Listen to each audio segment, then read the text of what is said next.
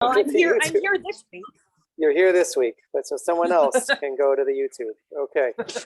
My gosh. Thank you, Arthur, for the reminder. Oh, my pleasure. All right, we are in Parshat Vayishlach, and Vayishlach is most commonly, I think, focused is on the beginning, the reunion of Yaakov and Esav, Yaakov's preparation for that encounter, what exactly happens as they re-meet, Yaakov's wrestling match with the angel beforehand, the injury to his thigh, to his sciatic nerve. We're not going to focus on any of that tonight. That'll be for maybe for Shabbos discussion. We're going to go a little bit later in the Parsha to what I'm going to venture might be the most commonly deliberately skipped chapter in all of Chumash. I say that because typically Sefer Breshit is taught in Jewish day schools. And when it's taught, this is the one chapter that's not taught, and that's the chapter focusing on the story of Dinah and Shechem. So let me get the sheet, share the screen. Looks great. And it's it's a difficult story to read. I want to kind of say, especially as we're living in the Me Too era, but I think it's a difficult story to read in any era. And it doesn't have to be only when there's a sensitivity towards Me Too that this is a challenging story. There's a reason why it's skipped over in almost every Jewish day school imaginable. But let's just reacquaint ourselves with some of the basics of the story. Can everyone see the screen? I need to hide that. Can you see it now? Yes. Okay. Is it zoomed in enough? Could be more. Could be more. If I do it too much, then there won't be enough space to see any of the text. Okay. All right. I'm going to read in the Hebrew from my printout, and you'll tell me when I need to scroll down some more in the English, okay? Are they still going strong, or is it over? We are in Breshit chapter 34. Vatetse Dinah bat Leah asher yalda Yaakov lirot bivnot haaretz. Vayera ota Shechem ben Chamor achivi nasi haaretz vayikach ota vayishkav ota vaye'aneha. Dinah, the daughter of Leah, who was born to Yaakov, went out to see the daughters of the land. And Shechem ben Chamor, the chieftain, the prince of the land, saw her, and he took her, and he slept with her, and he, how does it translate it here? Took her by force. Vatidbak nafsho b'Dinah bat Yaakov vayehav et na'ara v'yidaber alei panara. And he becomes smitten with her, and he loves her, and he speaks to her heart. Vayomer Shechem el Chamor aviv le'mor kach et hayalda hazot le'isha. So he tells his father Chamor, take this girl for me as a wife. V'Yaakov shama ki timei Dinah bito uvanav hayu et mikneu basadeh v'charish Yaakov ad bo'am. Yaakov hears that his daughter Dinah was defiled, and his sons were out shepherding in the field, and Yaakov is silent until they returned.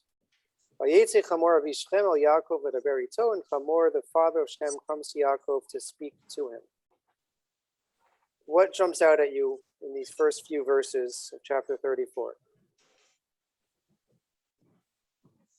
What's happening? I guess my first question is, why is Yaakov silent? Okay, why is Yaakov silent? That's a great question. I wish I had a good answer to that. Why is Yaakov silent? What's going on with that silence, that seemingly lack of reaction? Big question that's going to inform the rest of the chapter as well. Any other initial thoughts, reactions, what we've read so far? I don't think that the translation of the first part of verse 2 is quite strong enough. Okay. I mean, they're not the first, He raped her. the last words of it, I don't believe are strong enough. It says the last word is You want a cookie? vaya. Or you want some tea? Could somebody be muted, please? Somebody should be muted. It's interfering. Is that us? Okay, we'll figure out. Okay, go ahead, Ann. Sorry, but, okay. The last word, vaya aneha, as, even the viyash kav otach. And I read that as rape and abuse. I don't read it Okay. as being taken. I mean, that's the way. Right, Vayi'aneha, I think in a vacuum we would translate that word as to oppress. Right. Mhm. So yeah, so it's probably could be translated a bit more strongly and more accurately. So he does something forceful, inappropriate. Yeah, Something that was hurtful to her. something that was hurtful. Or some way, Yeah. That's, I'm sorry. I mean, that's not quite the answer maybe you were looking for. No, but- I'm not looking for any answers. Oh, okay. Okay. All right. There's nothing. Not trying to get to anywhere. Okay, thank you. Okay. Anything else? Yeah, I always, sorry.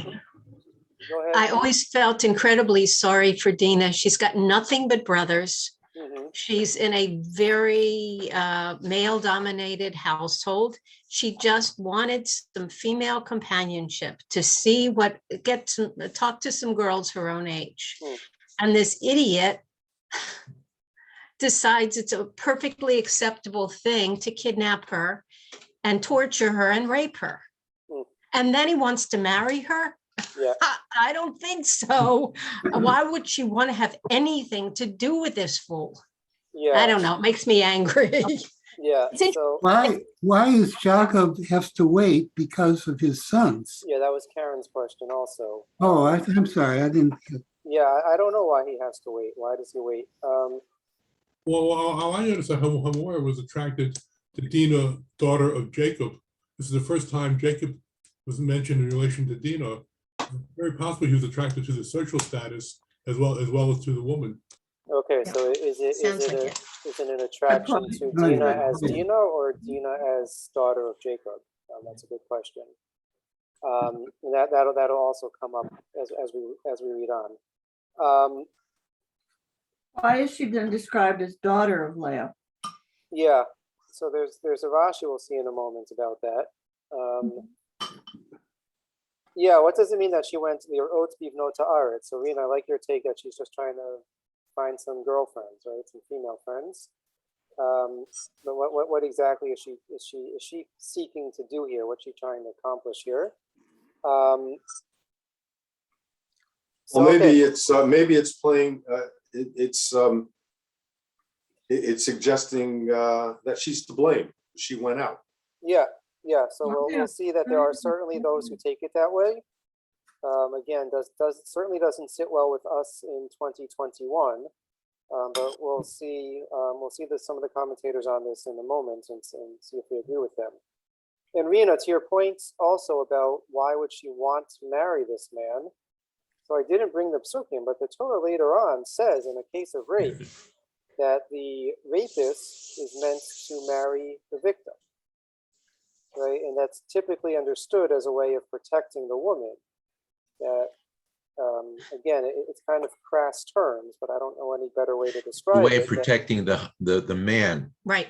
In American law, in the state of Tennessee, with the permission of parents, a girl as young as 12 can be married. And the Mhm. custom was, and maybe still is, that if there were relations that occurred, theoretically not violent, but maybe violent, if the girl agrees to marry, that means it can't have been rape.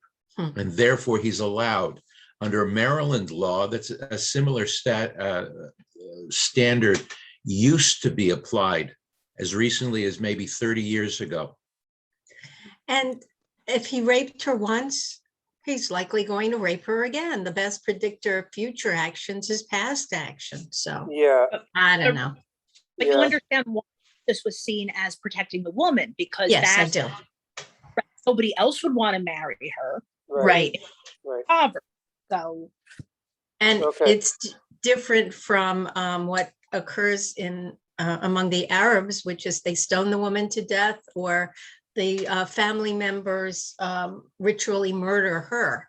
Yeah, yeah. So, Okay, so let's read on a little more. Bnei Yaakov ba'u min hasadeh kisham'am vayitatzu anashim vayichar lahem me'od ki nevala sa b'Yisrael yishkav et bat Yaakov v'chein lo ye'aseh. Jacob's sons returned from the field and they hear what happens, and they were very upset because an atrocity had been done among Israel to sleep with the daughter of Jacob, and this should not be done. Vayidaber chamor itam lemor. Shchem bini chashka nafsho b'vitchem tenuna otali lo leisha. V'hitchatnu otanu b'notechem titnu lanu v'etnotenu tiktu lachem. So Chamor comes to them and he says, "My son Shchem desires your daughter. Let them get married." And they, our daughters will, we will marry your daughters, and you can marry our daughters, and it'll be beautiful. V'itanu teshvu va'aretz ki alifnechem shvu scharuha ve'achazu ba, and you can live in our land and dwell here. V'yomer Shchem el aviha ve'el acheha emsachim b'nechem v'asher tamu elai aten. And now Shchem speaks up. He says, "Whatever you tell me to do, I'll do."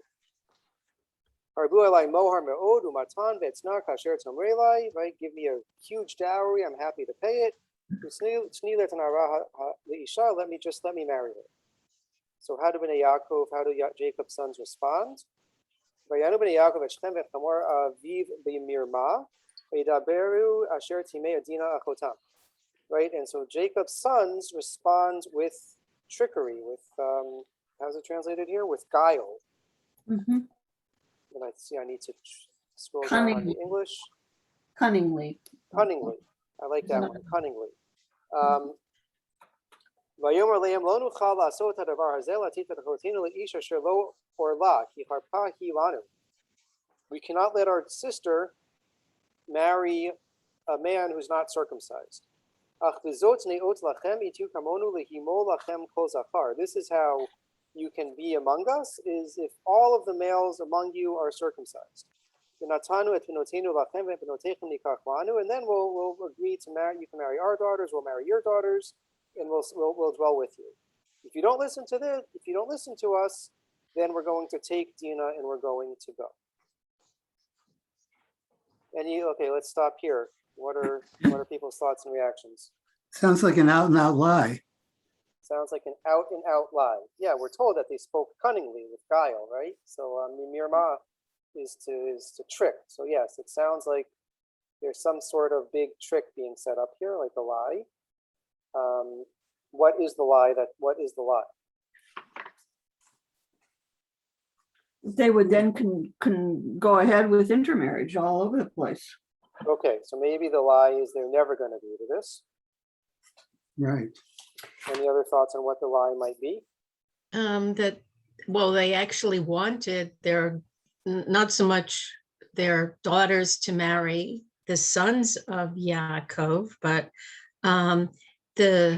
their sons to marry daughters or grandchildren of Yaakov so that they could control some of the inheritance, I guess. Mm-hmm. Okay.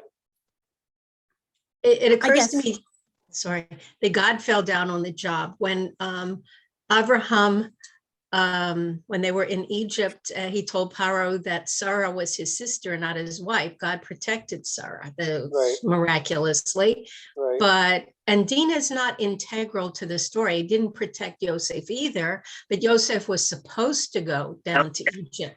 But what was the purpose of allowing, what's his name, Shem. Shem to be able to rape Dinah? Or Yeah, I don't know what the purpose was. That's a very deep question. I don't know. I'm impressed by the language that we will give and we will take. As if Yeah. the implication is the house of Israel will be entirely in control, not that you will give us your daughters, we'll take your daughters, And Right.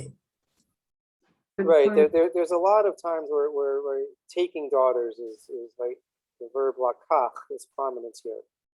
Right? Shem takes Dinah.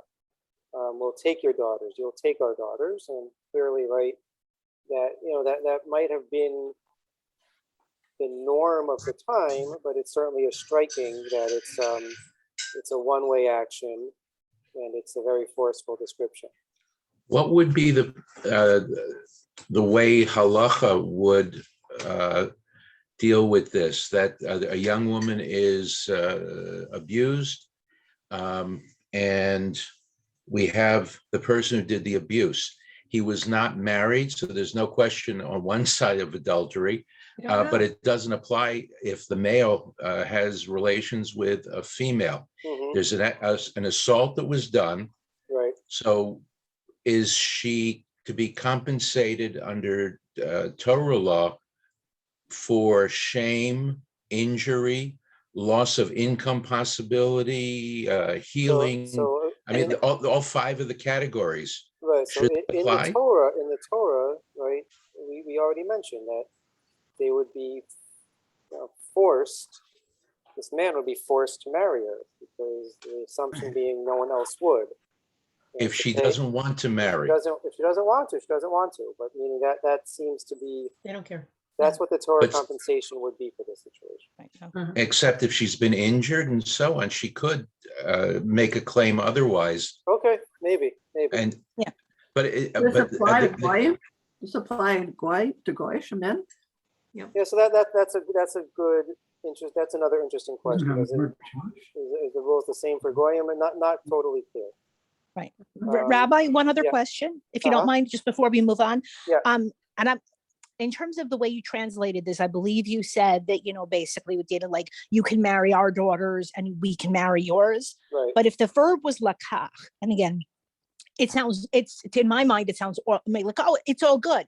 We can rape your people, you can rape our people, right? And it's fine. Right. Mhm. Am I pushing this too hard? Because that's what I'm hearing. So I don't it's hear hard- anything about marriage in here. It's hard to know because lakach is the verb used in the Torah for marriage. Right? We Oh, still right. use it nowadays, right? Take a Right, hand they in took. marriage. Right. Um, Okay, lakach never is mind. shisha. Right, okay, never so- mind. Yeah, so it's hard. It gets hard to apply kind of our expectations and our norms to the Torah text. It certainly stands out, but it's hard to say that this is that this is clearly some sort of troubling use of the verb, because I think that was the norm. I'd like to offer another meaning of the cunningly, if I might. Yeah. They intended to kill him. They were going to kill him. And they thought, well, let's see, what's the best way to do it? The best way to do it is to weaken them and then kill them. Okay. Dinah is still being held totally against her will, if perhaps. They Yeah. don't. I mean, the narrator has already told us that she's been raped and oppressed.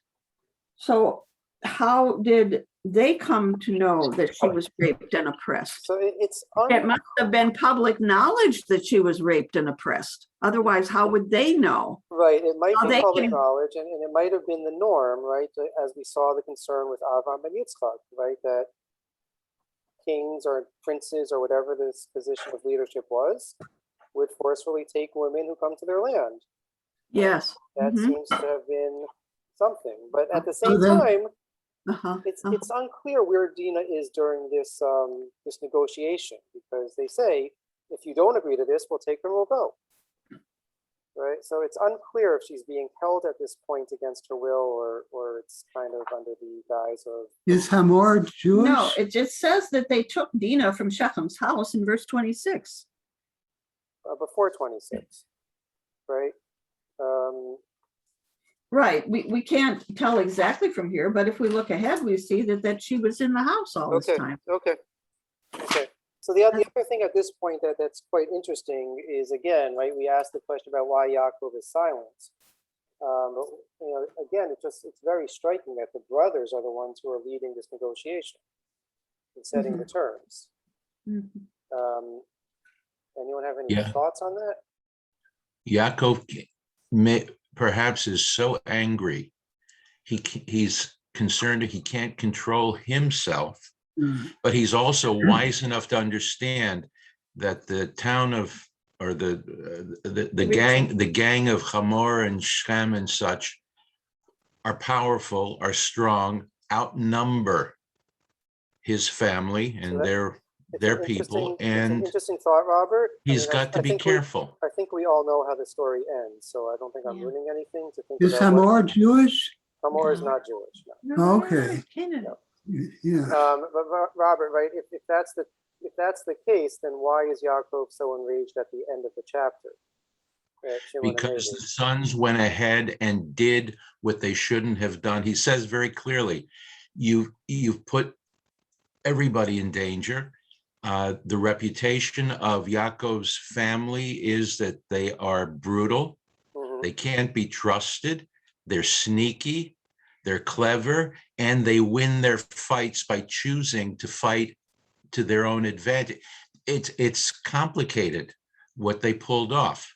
And so he's livid because was it Simon Avot Lebanim? He may be looking down the line. It may not happen in this generation, maybe in another generation, Okay. that something will come up because Shimon and Levi couldn't be patient enough to find out what their father was intending to do, might do, what Okay. was coming up, without saying that Yaakov is right. Okay. I think the other thing that kind of struck me as interesting, I think we made this point last week also, is that right, sons taking leadership roles in these negotiations. This isn't the first time in Sefer Bereshit that happens. When the servant goes to find a wife for Yitzchak, who takes the lead in the negotiations there? A brother. The brother Lavan, right? So it's again, I don't know exactly what that symbolizes, what that signifies, but it's something that was just interesting and curious. So as the story continues, we're not going to see this whole thing inside. Shechem and Hamor agree to this, and they, right, not only do they circumcise themselves, but the entire city, they convince the entire city to become circumcised. And we'll pick up again where it gets bolded. Vayhi bayom hashlishi biotam koavim. Vayichu shnei bnei Yaakov Shimon v'Levi et achei Dinah ish karbo vayavo al ha'ir betach vayahargu kol zachar. On the third day, when they were in the most pain, Shimon and Levi, the brothers of Dinah, take their swords and they come to the city and they kill all of the males. Vet Chamor vet Shechem beno hargu lefi charev vayichu et Dinah mi beit Shechem vayitzeu. And they kill Hamor and Shechem, and they rescue Dinah. Bnei Yaakov ba'u el ha'chalalim vayavozu ha'ir asher timu achotam. The sons of Yaakov come and they take the spoils from the city.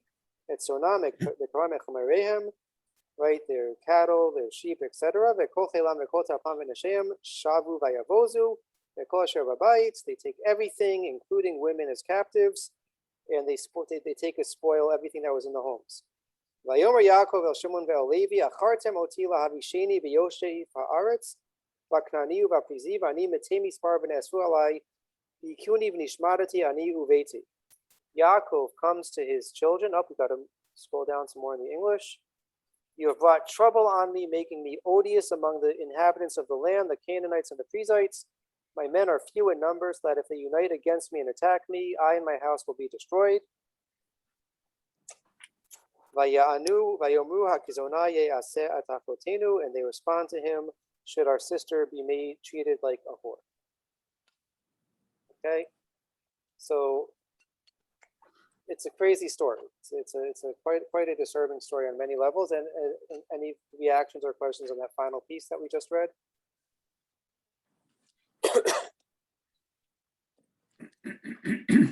Well, I guess we learned from Yaakov's blessings to his sons that he sees that they have a problem with anger anyway.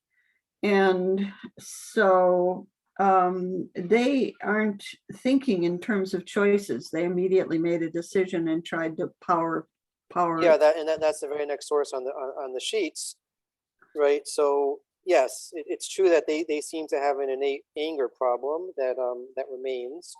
But this And- source also shows us that it wasn't just in the heat of the moment and kind of like thinking about the immediacy and the danger that they entered that Yaakov is angry, but he harbors that anger for the rest of his life, right? We might have said that his, how can he be so angry and so upset? It seems that their response to him is obviously correct, but that he seems to maintain that position for the rest of his life. It wasn't just in the moment that he's extremely angry at them, but even at the end of his life, he continues to hold them accountable. It's also interesting that I'm sorry, I misspoke earlier. These are Hivites, okay, and that means that they come from places nearby where the Hittites came from, which is the mountain people. So they are also known for having a law code. So there's a suggestion, I believe it was in the Rashi, that what Yaakov had in mind was to go to a local court and make his pledge, Okay. his case. Yeah. And so there was a choice, and one gets a very strong feeling from this. One is aware of the 7 commandments for the Noachides. I mean, the Babylonians had a law code. The Assyrians had a law code. I mean, they aren't in the picture yet, but I mean, Right. the Babylonians surely did. Right. And the Hittites and the Hivites did also.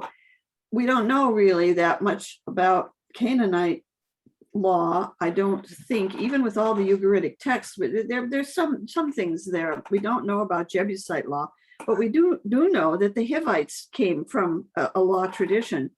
Now, these days, we realize that. But so perhaps that was the case here. So it's almost like he's saying the whole project of Israel, which is to bring God's presence to everyone in the world, is a threat here. Okay. And that's another layer perhaps that made him so angry. He was hoping to further kind of the bigger project, Yeah, Maybe. that's actually, we'll skip ahead to source number 11. That's the exact point that Rabbi Rosenzweig makes. Oh, sorry.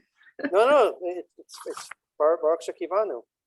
Yaakov is upset they have made him look bad in the eyes of the surrounding people. And if Yaakov looks bad, this is a serious problem, given that Yaakov represents God.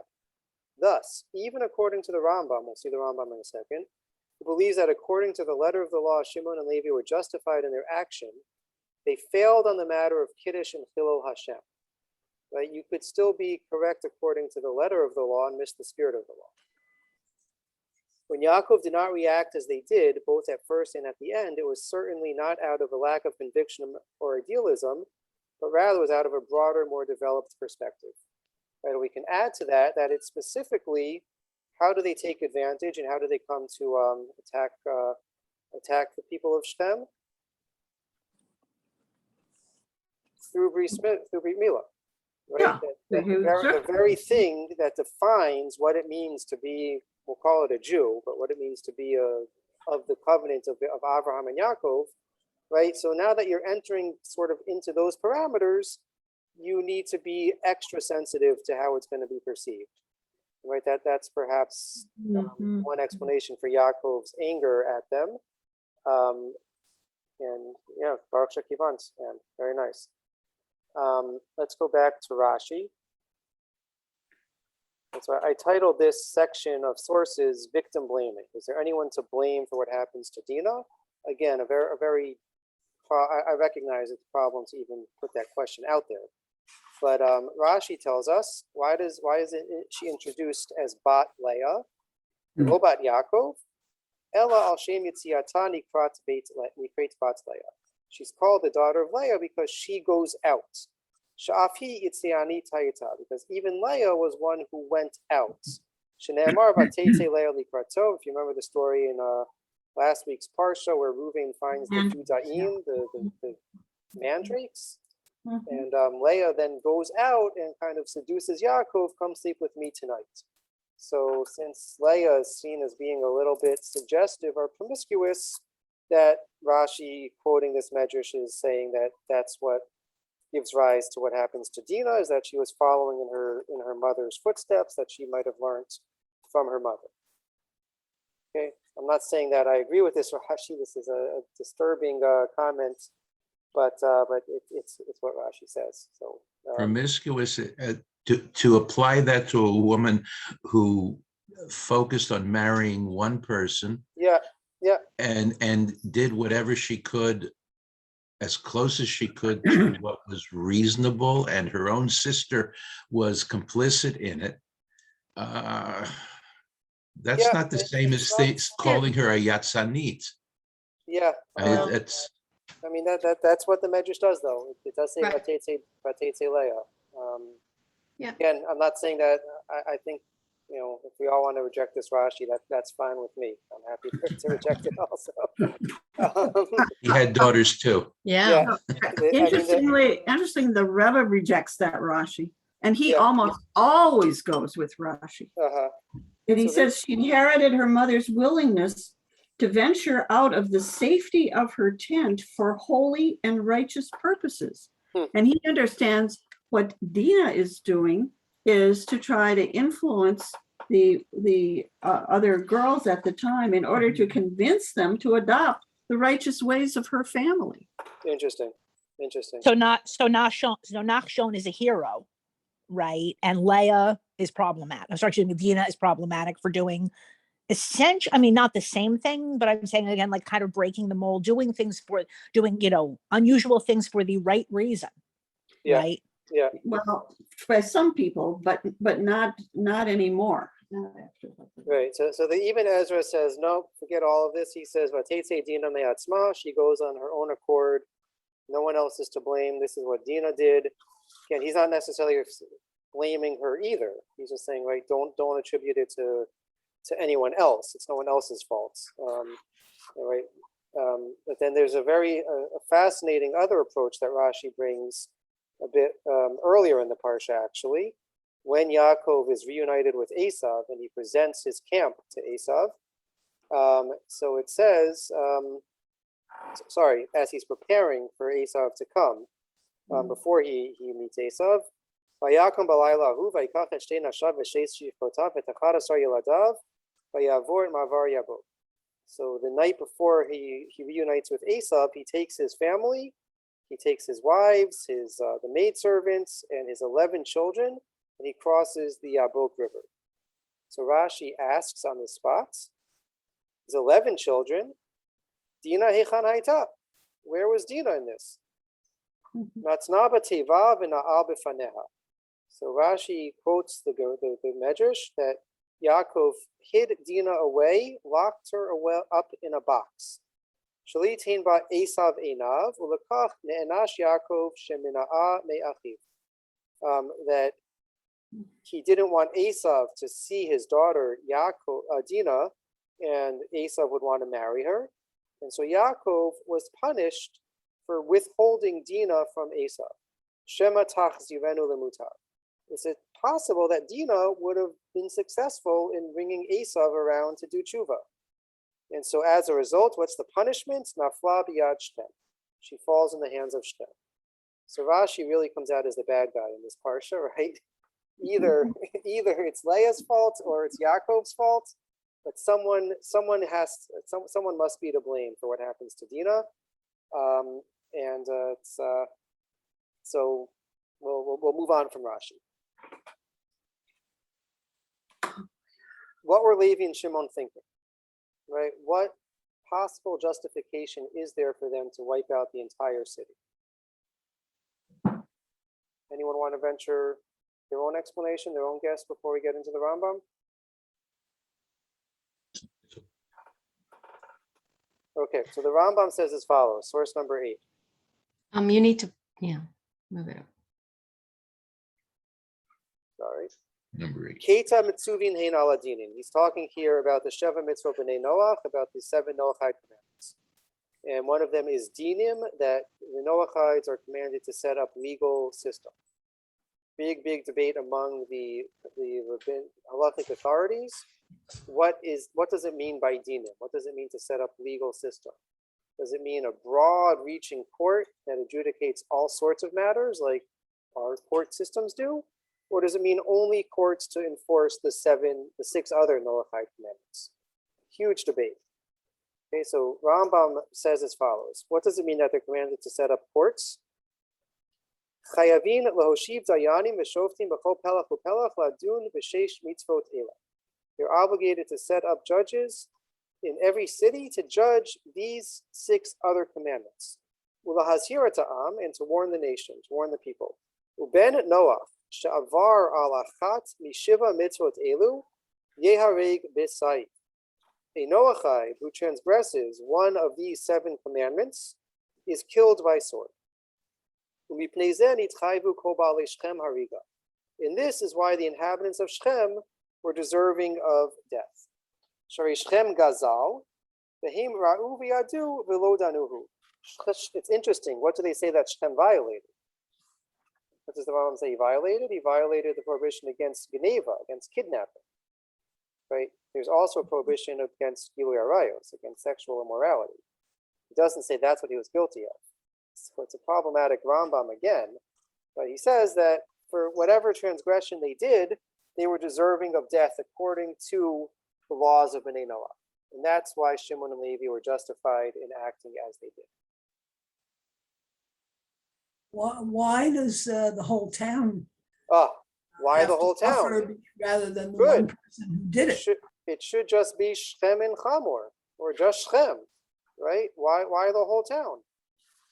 That's a great question. Anyone have any thoughts to Judy's great question? It's mob psychology. Say a little bit more. Mob psychology, like even today. Yeah. So I think you're getting at is what maybe the Sforno writes. So the Sforno in source number 9. Ha'ir asher timu, right? It says that they attacked the city which had defiled their sister. Kilulei hayak far davar kazeh bilti nim'as etzlam. Lo haya Shechem oseki. He says, if this were a deplorable, despicable thing to do in the eyes of the inhabitants of Shechem, then Hamor and his son Shechem never would have done this. Omnam hayaze gemul murgal etzlam, she'lakhu rashei ha'ir benot ha'am bilti reshut l'nashim o lepilagshim. But we see that it was the norm that in this place they would take women without their permission as wives or as concubines. Aldat vaychulahem nashim mikol asher bacharu. They say this isn't the only place, right? In the chapters leading up to the Mabul, leading up to the story of Noach, we also see that, right, that they took women they just took women as wives against their volition. So the Sforno, I think, is getting at a little bit maybe at what Arthur was saying, is that since such action was tolerated among the inhabitants of Shechem, so that's why maybe the entire city was punished and deserving of punishment according to this approach. There's a little more at the end of the Rambam in the previous segment I'm curious about. The last 2 sentences. A non-Jew is executed by the testimony of one and with one judge, without forewarning, and by the testimony of relatives, but not by the testimony of a woman. A woman may not judge them. For them. May not judge for them. Does that mean that somebody could come up into Israel today and say that we don't need 2 witnesses if a non-Jew is accused, and if we have a single accuser, a single person claimed to be a witness, that's enough? It's very clear. It's very clear. It's very disturbing to us, but it's very clear that the standards of judgment for Jews and non-Jews are different in halakha. No question about it. And so in theory, if a based-in system is operating, you would be correct that that non-Jews could be held to a lower standard. That's not the case. And Does it's a that mean- fascinating question Yeah. about modern day governance and whether, what it would mean for there to be a based-in system, a Sanhedrin system in place in a modern day state. And if we would resort to Dinah de Malchusa Dinah, if that's only for non-Jewish states, huge topic of academic interest. Mamlechet Israel and all sorts of interesting things. But the simple understanding is, yes, that's that you're correct to note that, and there's no one that doubts that. There's no one that contests that. Does that mean that a Yisrael can go and kill a non-Yisrael person, and if the only witnesses are non-Jews or women, whether Jewish or not, then that Yisrael could get away with murder? Potentially, again. Wow. One understanding of halachic system is yes, right? There's a separate category of din melech, that a king has separate laws that he's allowed to enforce, and if there is, that the king could bring someone to justice even if in the based-in system they wouldn't be. And so part of this huge, fascinating discussion in contemporary state of Israel is, are the laws, there's no constitution for the state of Israel, but does the legal code of the state of Israel constitute din melech, such that it is enforceable fully in a halachic perspective or not? So there are those who say no, that there's separateness, and that what you're describing is a possible and perhaps the correct outcome in the halachic system. Others who strongly reject it. It's a fascinating topic. Like PhD worthy research here. But it has. But what about the testimony of a woman in the case of rape? Yeah, so Israel. again, we're not going to be happy with what the classical sources say about that. What about in Israel today? Israel today has a court system where women can fully testify. I think I don't know the details about instances of criminal case if you're allowed to resort to based-in system to enforce punishment. Certainly in monetary cases you can, which is true in America also. Someone can choose to go to a arbitrator or to arbitration or to based-in or other legal systems. Criminal case, certainly women can testify in Israeli courts and are. But the same woman could be sort of her own society could heap abuse on her for doing that. Yeah, and many women would say that that's true in American system as well, and in lots of other countries, maybe every country around the world. Yeah, it's definitely not a perfect system. But so let's move on. We're quickly coming to the end of our time. So Yaakov's response. Why does Yaakov get so angry? So we mentioned that there might have been some real political concerns at the time, but it seems that he maintains his position throughout his life, as evidenced by the blessing or the curse that he gives to Shimon and Levi at the end of his life. But why? Right? Again, it seems to us that what they respond to him is correct. We can't stand to see our sister treated this way. So the Ramban has an interesting take on it. We won't see the whole Ramban inside, but the Ramban basically says that back to how did they respond to Hamor and Shechem? Bimirma, with guile, with and what word did you use again? Cunningly is another Cunningly. possible translation. So the Ramban says that that's the key.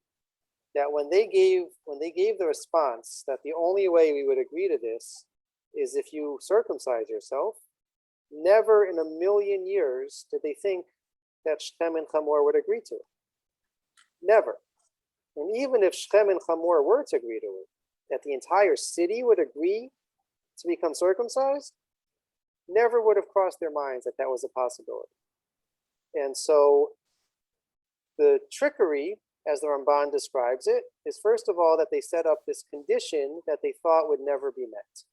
And once the condition is met, so if Shechem agrees to circumcise himself, they would go and take care of Shechem during, as he's weakened.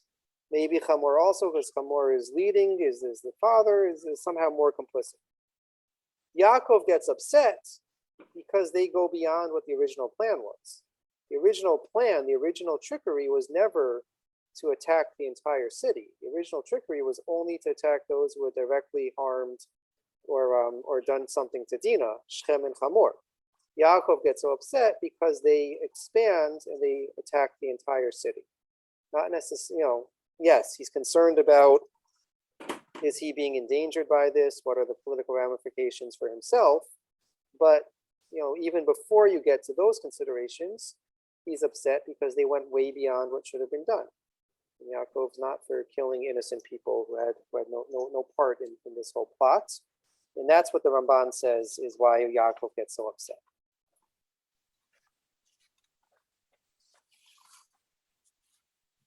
We already saw what Rabbi Rosenzweig said, that part of Yaakov's heightened response might also have been because it entered into sort of a religious spiritual realm where there was a possibility or heightened possibility for both Kiddush Hashem and Chilul Hashem. And so that's what he says.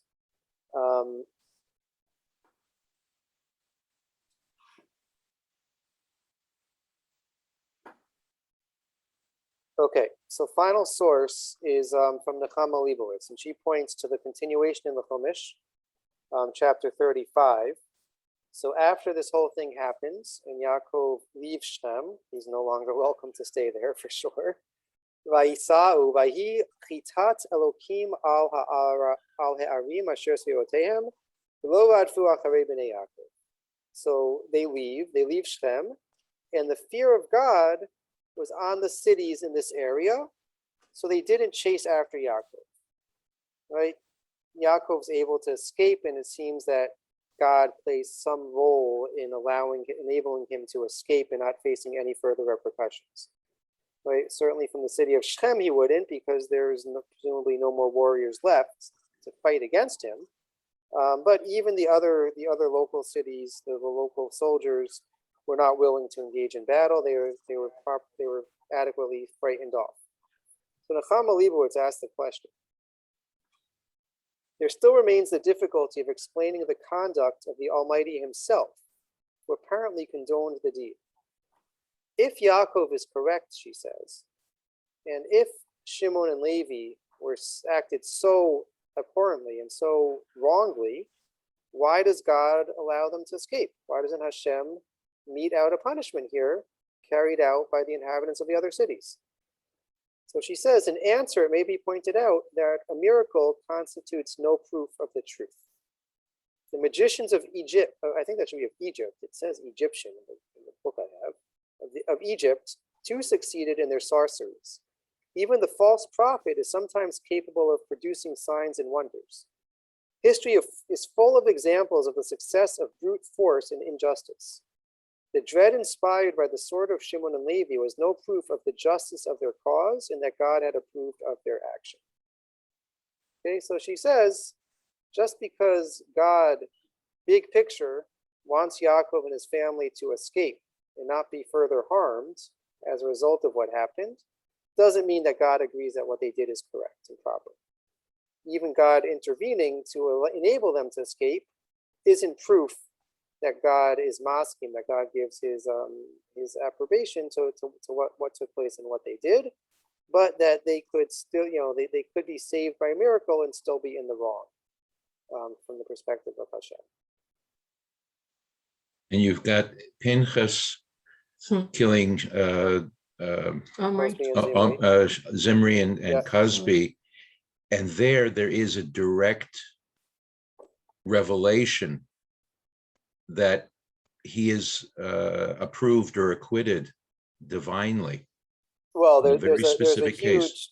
huge discussion about what it means, Riti Shalom, that God gives us the covenant of peace. That's certainly one explanation. Is that But it's a- so rare to have that happen that it's not a model that can be generalized upon. right, Yeah. right. I always thought that their actions were a little bit like God's in destroying Sodom and Gomorrah because of the despicable way in which the inhabitants of this town behave.